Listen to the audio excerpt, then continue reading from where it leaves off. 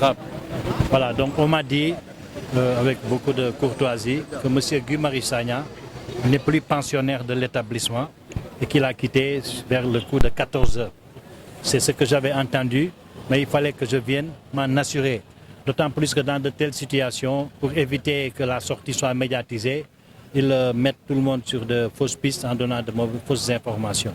Mais j'ai vu une responsable du greffe, la personne de Mme Bassène, qui est là-bas, et qui m'a confirmé, sur la foi de son serment, parce que c'est quand même des agents assermentés, que M. Guy Marius Sagna n'est plus pensionnaire du camp pénal de Rebeuss.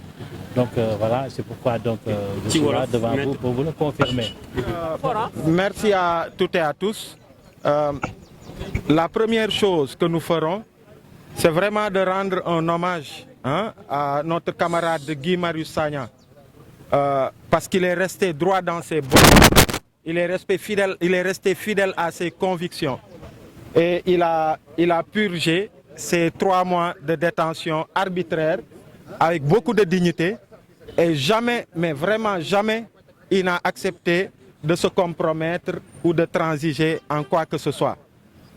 Donc, nos premiers mots vont à l'endroit de ce patriote, de ce camarade Guy Marius Sagna. Il est libéré, Guy Marius Sagna est libéré, c'est acté. Aujourd'hui, il dormira chez lui. On ne peut pas vous dire où il est, mais ce qui est sûr, c'est que sa libération est actée. Guy Marius Sagna est libre et aujourd'hui, il dormira chez lui. Il dormira chez lui aujourd'hui. C'est ça l'information. L'autre chose aussi, c'est vraiment de féliciter le pool d'avocats qui a été commis par Nyon Lank et qui a fait un excellent travail dans tout le processus qui a mené à sa libération aujourd'hui. Et l'autre chose, mais pas des moindres, c'est de féliciter le peuple sénégalais pour sa mobilisation à travers le collectif citoyen Nyon Lank. Pendant 3 mois, on a vu un peuple debout qui a été là pendant toutes les grandes mobilisations qu'il y a eu, sans jamais faiblir.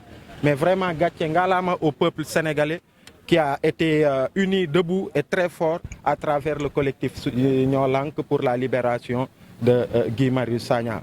Et aussi, mention spéciale à la famille de Guy Marius Sagna, à son épouse, à son papa et à toute sa famille, mais aussi à sa famille qui est le Frappe France Dégage quand même, qui était dans le collectif avec toutes les autres organisations qui s'est plié aux exigences de cette dynamique collective.